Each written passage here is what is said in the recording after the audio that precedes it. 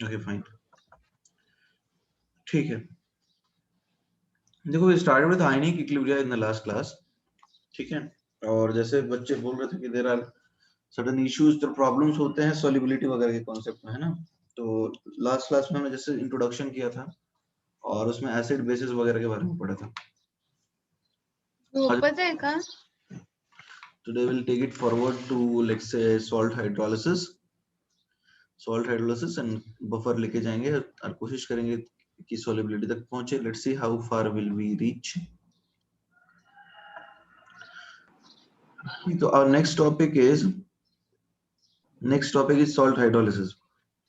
Salt hydrolysis में किसी को तकलीफ होती है? एवरीबॉडी, सॉल्ट हाइड्रोलिसिस में तो कोई ज्यादा दिक्कत नहीं होनी चाहिए I guess. What's your take on it?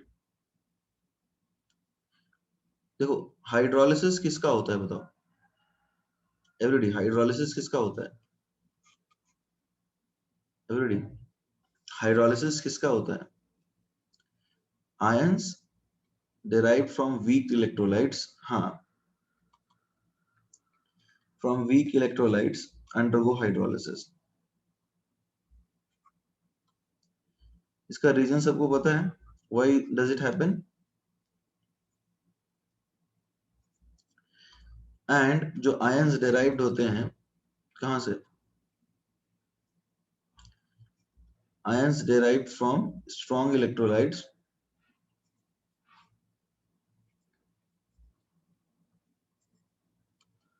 what do? They undergo hydration। ठीक है, जैसे अपने पास सपोज NaCl है, ठीक है, NaCl, तो ये दोनों स्ट्रॉन्ग इलेक्ट्रोलाइट के आयंस हैं, तो ये दोनों पानी में जाकर के क्या करेंगे? They will behave like spectator. तो इनका क्या होगा? कुछ नहीं होगा इनका, ठीक है। मतलब इनके आसपास वाटर मॉलिक्यूल्स आएंगे भी तो ये इसके साथ कोई रिएक्शन शो नहीं करेगा, यहाँ पे सिर्फ और सिर्फ हाइड्रेशन स्फीयर बन जाएगा, राइट, क्योंकि ये पानी में स्टेबल है। Is that clear? But obviously यदि कोई आयन आता है जैसे एसिटेट आयन है, तो CH3COONA में सपोज अपने पास एसिटेट आयन है, तो इसमें एसिटेट आयन का क्या होगा एवरीडी? इसका क्या होगा? हाइड्रोलिसिस। और Na+ का क्या होगा एवरीडी बताइए? हाइड्रेशन। इसमें तो कोई दिक्कत नहीं होनी चाहिए आई गेस। आगे बढ़े, इसको लिखना है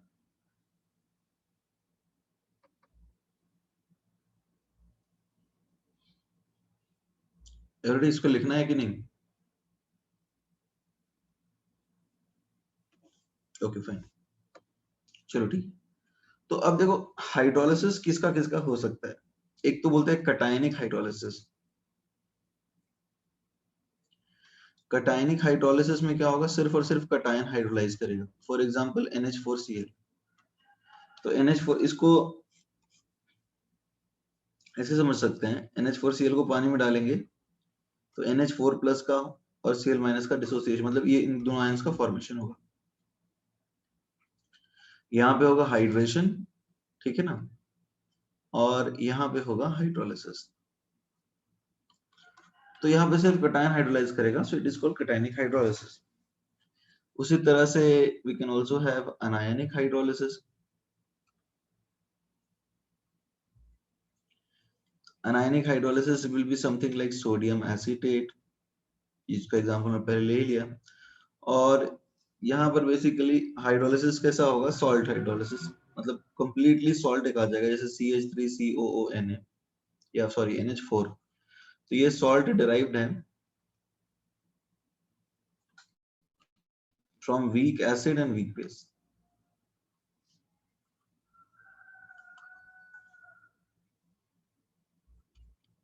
ठीक है ready, this is a salt which is derived from weak acid and weak base, fine। So let us start with the first case or we can start with the second case। अच्छा, इनके derivations कराने की आवश्यकता है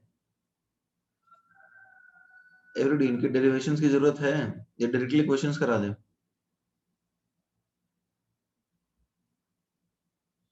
जरूरत नहीं है ना, ऑब्वियसली, ठीक है। तो अब थोड़ा ऊपर से ही रिवीजन करा देता हूँ। जैसे CH3COONA है, तो बताओ इसका KH क्या आएगा, KH एवरीबॉडी, KH क्या आएगा, KW अपॉन KA आएगा, राइट? ये तो क्लियर है सबको? ठीक है, ओके। फॉर्मूला क्या आएगा, pH will be basic, so 7 plus half pKa plus log C, ठीक है ना? सिमिलरली तुम्हारे पास NH4Cl है। फॉर्मूला याद रखने की ट्रिक देखो, वेदांत फॉर्मूला याद रखने की ट्रिक ऐसे समझ सकते हो, तुम्हारे पास ये है ना CH3CON है, तो ये तो एसिड, मतलब जो एसिडिक पार्ट है वो हाइड्रोलाइज होगा तो Ka ही आएगा, क्योंकि वीक एसिड जो है वही मतलब बेसिकली बोल सकते हो कि हाइड्रोलाइज होता है, राइट?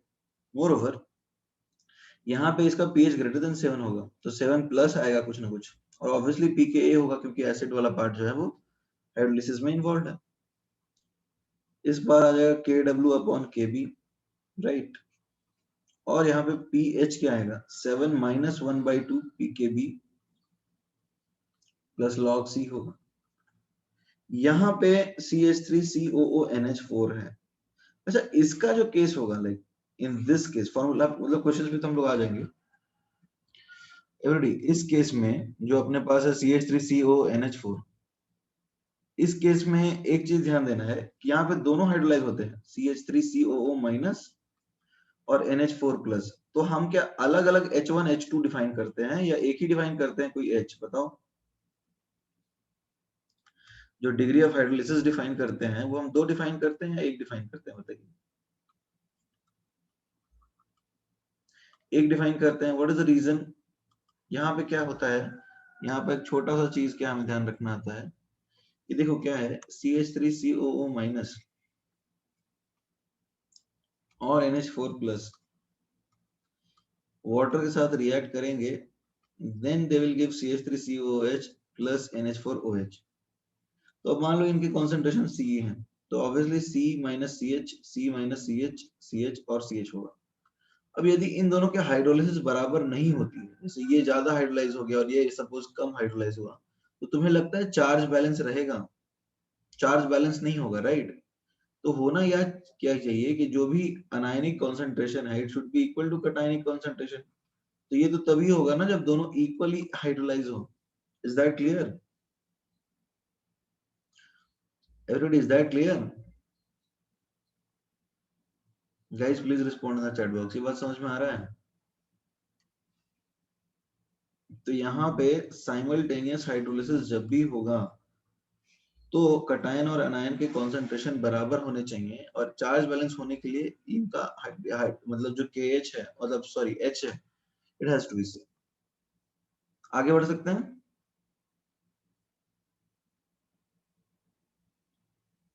हाँ, कुछ तो बोलो। KH यहाँ पे क्या आएगा, KH is H square upon 1 minus H square, और सिंपली तुम H स्क्वायर लिख सकते हो। KH आता है KW upon KA into KB, यहाँ पानी डालने कोई फर्क नहीं पड़ता है। pH आता है 7 plus half pKa minus pKb, इतना ही है ना? ये पूरे फॉर्मूले हो गए, इसमें किसी को कंफ्यूजन तो नहीं है एवरीबॉडी? इसमें कोई कंफ्यूजन तो नहीं है ना? Please respond in the chat box. ठीक है, वेरी गुड। तो अब देखो छोटे छोटे क्वेश्चंस देते जाता हूँ, करते जाओ। ये लिखना है क्या? लिखना तो नहीं है ना guys? Do you want to write this?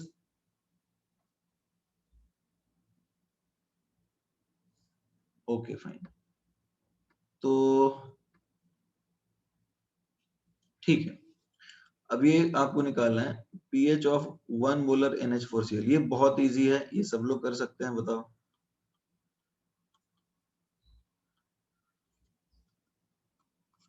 इसका आंसर क्या आएगा?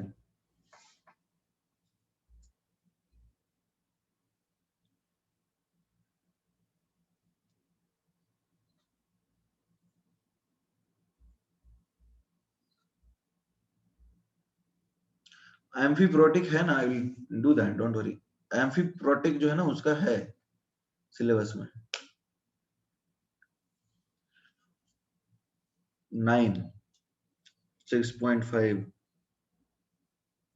अच्छा एक बात बताओ, जो लोग 9 बता रहे हो, NH4Cl एसिडिक सॉल्ट है या बेसिक सॉल्ट है? 9 तो नहीं हो सकता है ना आंसर। NH4Cl जब पानी में जाएगा तो NH4 प्लस और Cl माइनस बनाएगा, राइट? इसका कुछ नहीं होगा, स्पेक्टेटर है। NH4 प्लस वाटर के साथ रिएक्ट करके NH4OH और OH माइनस बनाएगा या H प्लस बनाएगा। यहाँ से OH माइनस निकाल दिया तो H प्लस बचा, तो solution has to be acidic, right? Guys, are we clear? Solution has to be acidic. So guys, in that case, you must respond with pH less than 7. तो क्या आएगा? 7 minus 1/2 pKb यानी 5 plus log C जो कि 0 होगा। तो 7 minus 2.5, what will it be? 4.5. बहुत लोगों ने गलत आंसर किया है, आई एम सरप्राइज्ड। अरे यार, ये तो बहुत आसान चीज है ना, इसको तो करना चाहिए था आपको।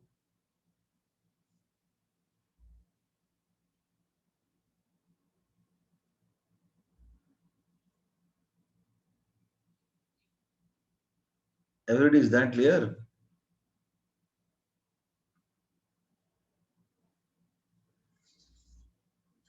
इसमें किसी को डाउट है क्या?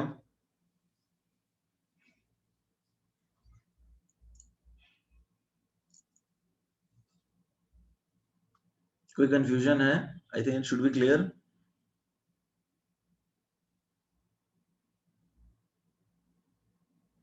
से यस और नो? Okay fine. तो नेक्स्ट क्वेश्चन है, calculate the pH of solution obtained by adding 1 molar 1 liter NaOH and 1 molar 1 liter CH3COOH pKa CH3COOH का 6 दिया हुआ।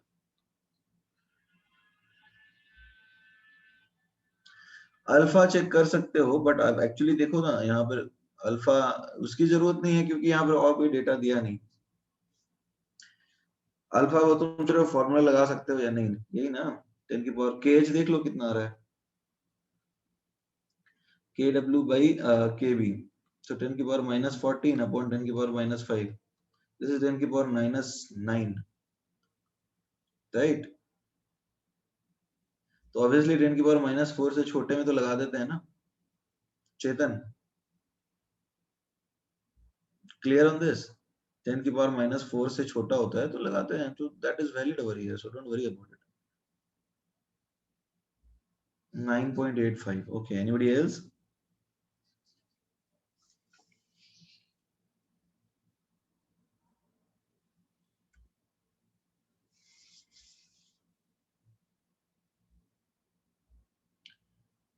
देखो यहाँ पे भी आप सोचोगे कि KH क्या आएगा, तो KW by KA जो है, it is 10 की पावर -14 upon 10 की पावर -6, which is 10 की पावर -8, ठीक है। सो इट इज ऑब्वियसली यहाँ पे भी आपको फॉर्मूला वैलिड है, so don't worry about all that parameters. Vedant has answered 10। Vedant, are you sure about it? आपका आंसर गलत है। There are 2 people who have answered correctly, Anshumal and there is somebody who has named himself dot. आपका answer सही।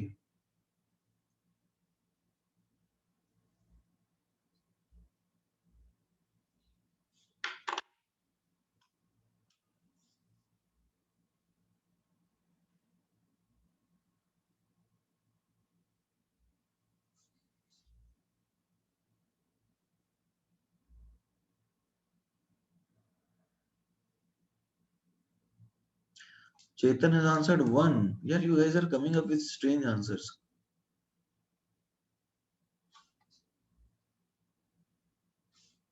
बाकी लोग answer दीजिए please.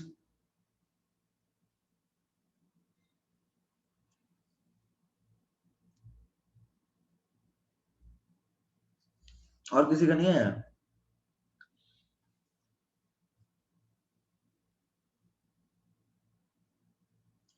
10 no.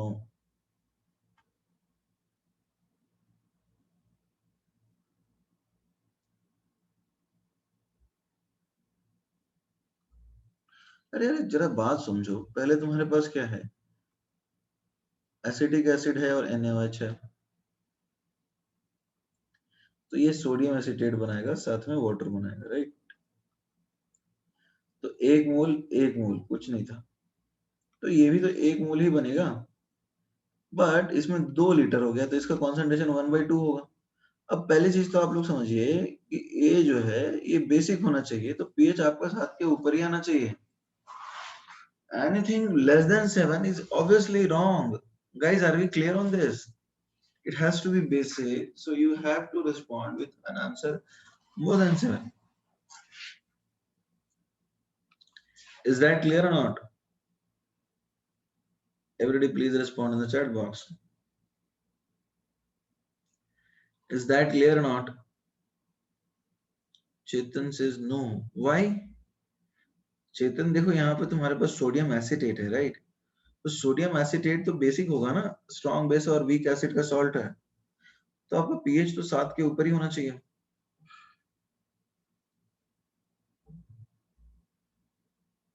Is it now clear? So I hope it is clear. तो अब देखो क्या है, और ये कॉन्सेंट्रेशन समझ में आया कैसे 1/2 हो गया, क्योंकि 2 लीटर है ना टोटल ओवरऑल पानी। देखो तुम्हारे पास सोडियम एसिटेट 1 मोलर 1 लीटर है, और ये भी 1 मोलर 1 लीटर है, तो यानी 1 मोल, ये भी 1 मोल, लेकिन पानी तो 2 लीटर हो गया। तो कॉन्सेंट्रेशन जो है अथर्व वो 1/2 कैसे आया, बिकॉज अपने पास 1 मोल है एसिटेट, सोडियम एसिटेट, और 2 लीटर पानी आ गया ना, तो 1/2 होगा। क्लियर है Atharva Shinde? Okay, so I hope it is clear. कुछ लोगों ने आंसर दिया था सही।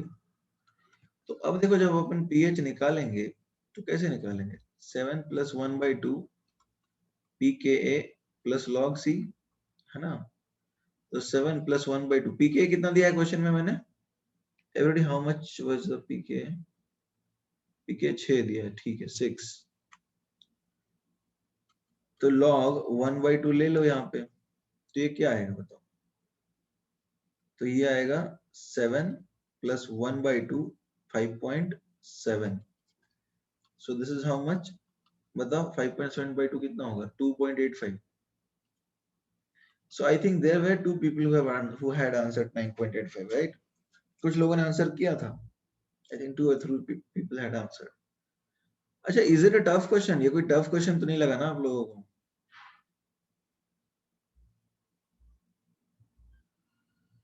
Everybody, is it clear?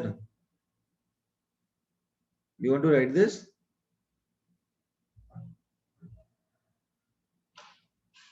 Okay, then write it down.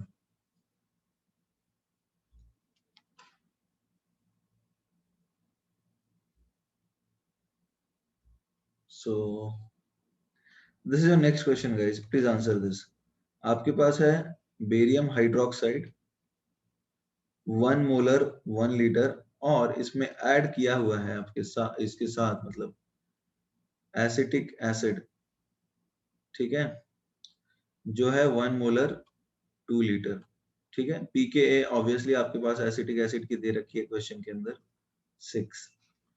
तो इन दोनों सॉल्यूशंस को मिक्स कर दिया, ठीक है ना। तो calculate the pH of resulting solution.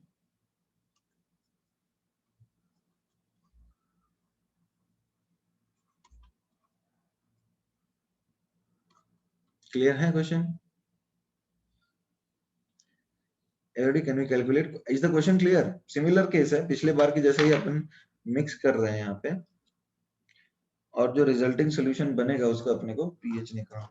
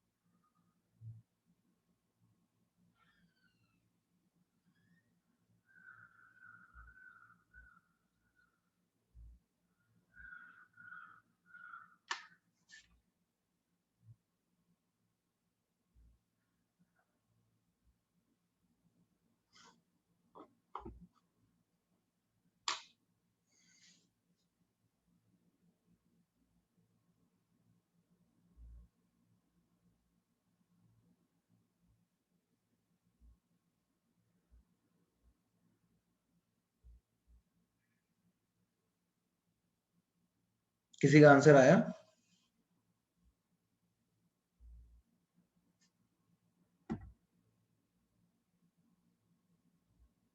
Nine 9.765 okay. Concentration क्या आया तुम्हारा?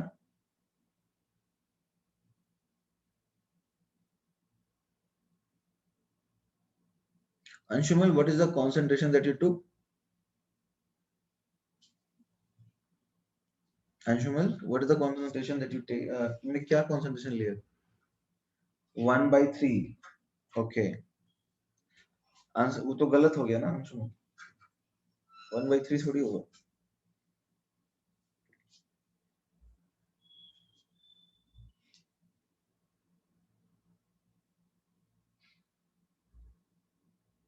Nine point, you guys are close, 9.915 9.765, पर थोड़ा सोचिए आप लोग।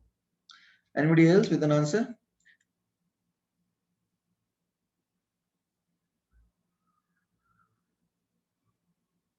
ओके ठीक है, रुक जाता हूँ, don't worry, you can take your time.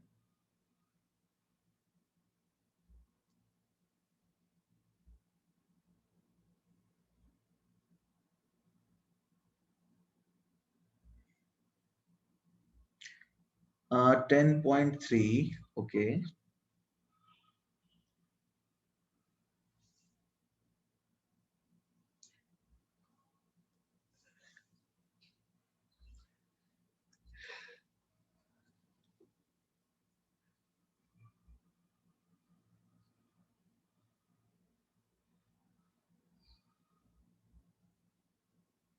Okay ठीक है, अभी करते हैं डिस्कस। देख लो, barium hydroxide, right, barium hydroxide जब एसिटिक एसिड के साथ रिएक्ट करेगा तो रिएक्शन कुछ इस तरह की होगी, राइट?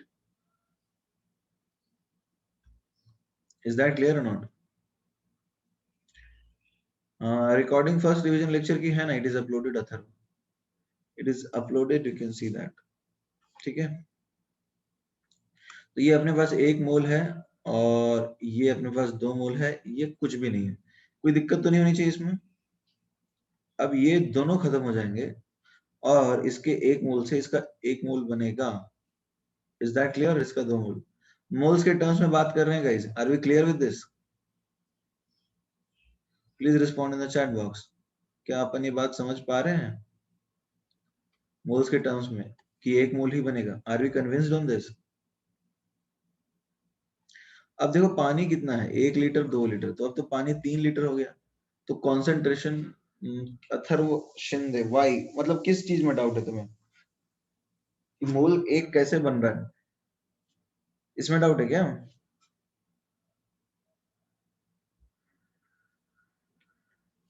तो अब देखो मोल तो 1 बन रहा है, जिससे देख लो ना, ए लगा लो ना, a nought by a is equal to b nought by b, यदि इसमें कंफ्यूजन है c नॉट बाई c लगा दो।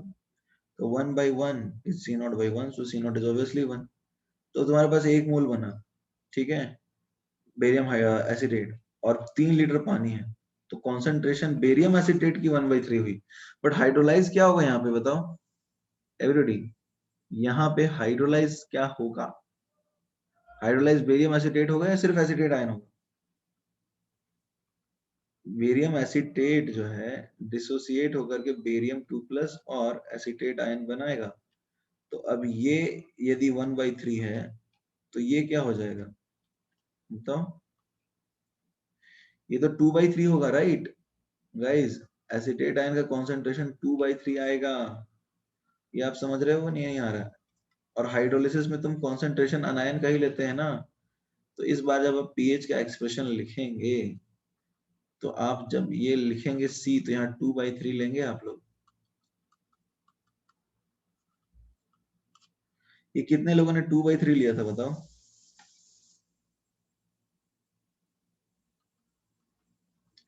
log 2/3 कितना होता है? हाँ सही है, तो फिर आपका सही आंसर जिन्होंने 2/3 लिया था। सो दिस इज -0.17, फाइन, तो अब तो निकल जाएगा।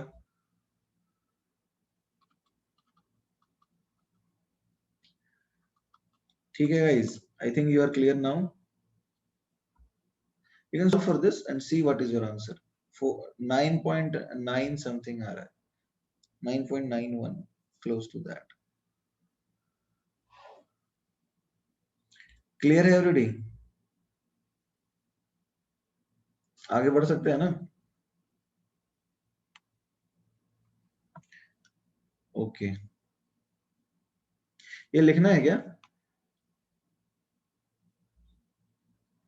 Do you want to write this?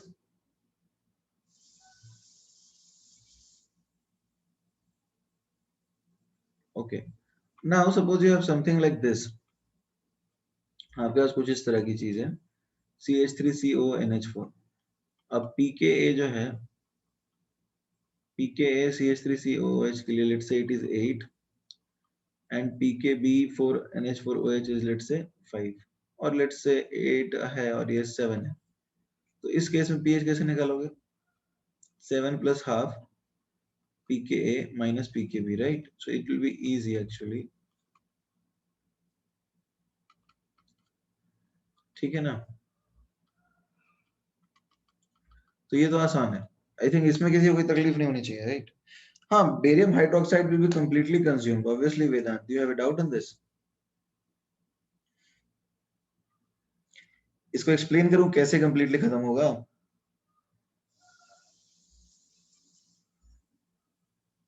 देखो वेदांत का एक डाउट है कि जो हमने पिछली बार लिखा reaction barium hydroxide reacting with acetic acid and let's say it is forming barium acetate, तो उसका कहना है कि ये रिएक्शन पूरा खत्म होगा क्या? What do you guys think?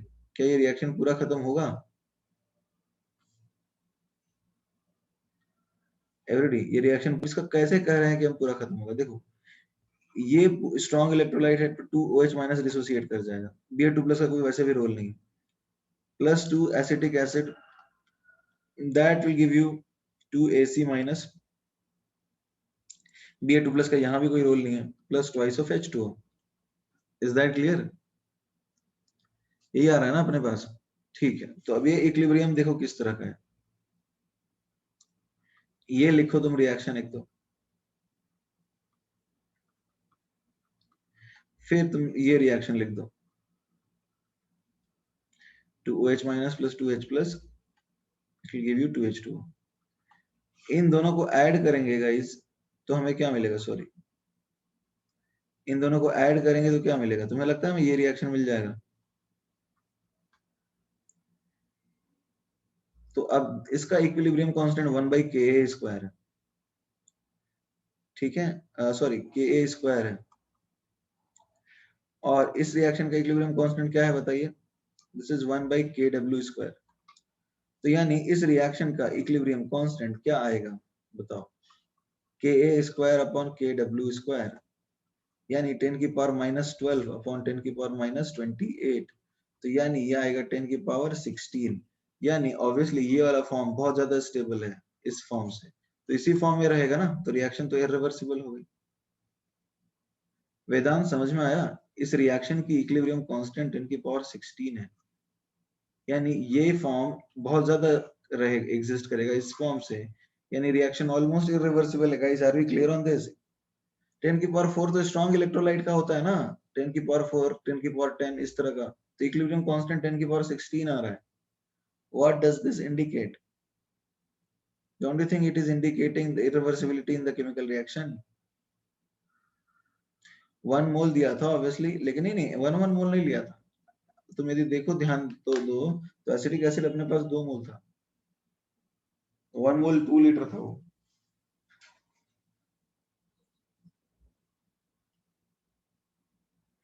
Vedanta, can you please check the question again? 1 mole 2 litre था ना वो तो.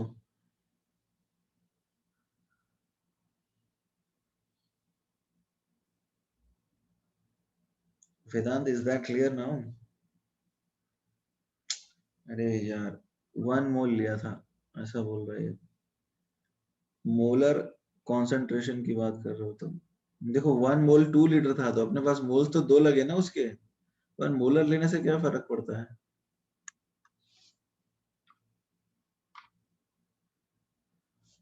दो मोल हुए ना उसके, और स्टोइशियोमेट्री में भी 2 ही आ रहा है. अब आगे बढ़ सकते हैं। मिली इक्विवेलेंस का कॉन्सेप्ट लगा सकते हो, उसमें एन फैक्टर लगाना पड़ेगा तुम्हें। Vaibhav you can use milli equivalence concept, उसमें एन फैक्टर 2 यूज करना पड़ेगा, can be used. Law of equivalence use कर सकते हो, ठीक है। इसमें करके दिखाऊं, अरे इसमें जरूरत ही नहीं है एक्चुअली, आपको यहाँ पर पीएच निकालना है। ओके, बेरियम हाइड्रोक्साइड के अंदर तुम क्या चाहते हो? अच्छा एक चीज बताओ, Vaibhav wants to use the concept of law of equivalence over here. यहाँ पे एक्चुअली में हमें क्या चाहिए बताओ? ये तुम्हारे पास 1 मोलर 1 लीटर है, और यहाँ पे 2 लीटर 1 मोलर है। तुम्हें एक्चुअली में ये तो तब यूज करते थे ना जब एक M1V1 मतलब N1V1 N2V2 तब यूज करते थे जब एक निकालना हो, बाकी 3 पैरामीटर्स दिए हुए। Is that clear? यहाँ पर तो तुम्हारे पास सारे पैरामीटर्स दिए हुए हैं। यहाँ पे एज यू कैन सी इसकी n फैक्टर 2 है, तो N1 is 2, V1 is 1, N2 is 1 and V2 is 2। तो यहाँ पे you have N1V1 equal to N2V2, right? तो यहाँ पे तो ऑलरेडी ये न्यूट्रलाइज हो जाएगा, कंप्लीट न्यूट्रलाइजेशन हो गया। Is that clear? Everybody, is that clear? यहाँ पे तो कंप्लीट न्यूट्रलाइजेशन होगा। तो जब कंप्लीट न्यूट्रलाइजेशन तुम्हें पता हो गया है, तो ये तो यही पता चल रहा है ना कि रिएक्शन खत्म हो जाएगा पूरी तरह से। तो इसमें तुम डायरेक्टली स्टोइचियोमेट्री कर दो अब, और उसके बाद तुम्हें कॉन्सेंट्रेशन तो आयंस की निकालनी है ना, तो तुम्हें barium hydroxide sorry barium acetate की कॉन्सेंट्रेशन निकालनी है। तो अब यहाँ पे यदि हम मोलैरिटी मतलब लॉ ऑफ इक्विवेलेंस यूज करते हैं, तो उसमें हमारा कोई खास यूज का नहीं है, मतलब हमें इतना बस पता चल सकता है कि रिएक्शन पूरी तरह से खत्म हो रही है। ठीक है, अब आगे बढ़ सकते हैं वैभव? Okay fine.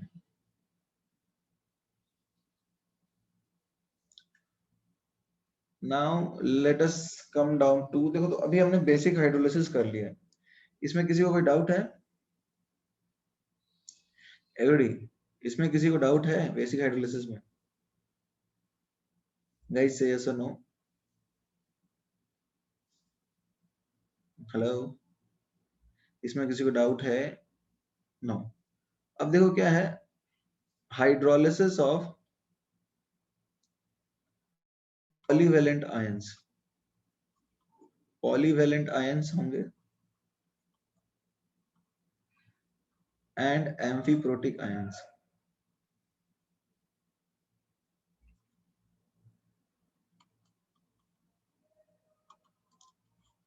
सी, पॉलीवेलेंट और एम्फीप्रोटिक आयंस क्या होते हैं? तो we will start with amphiprotic. अच्छा, एम्फीप्रोटिक आइडेंटिफाई करना तो अपन लास्ट क्लास में ही सीख गए थे। एम्फीप्रोटिक तो सब लोग जानते हो ना, जो H+ दे भी दे, जो H+ डोनेट करे और H+ एक्सेप्ट भी करे। Is that clear? जो H+ दे भी दे और H+ ले भी ले। एग्जाम्पल बताओ, NaHS एम्फीप्रोटिक है? एवरीबॉडी, NaHS एम्फीप्रोटिक है या नहीं बताओ? Guys, please respond in the chat box. Yes, obviously. NaHCO3?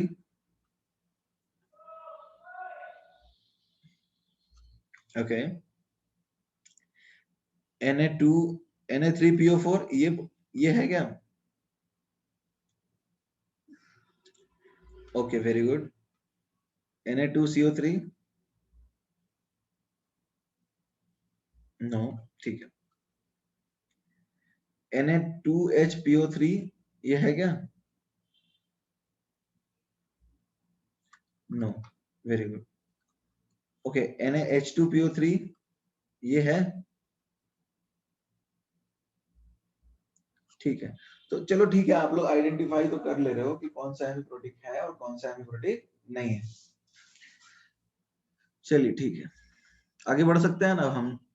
पहला स्टेप तो क्लियर है कि हमें एम्फीप्रोटिक आइडेंटिफाई करने तो आता है, ये लिखना है, आगे बढ़ सकते हैं। ओके,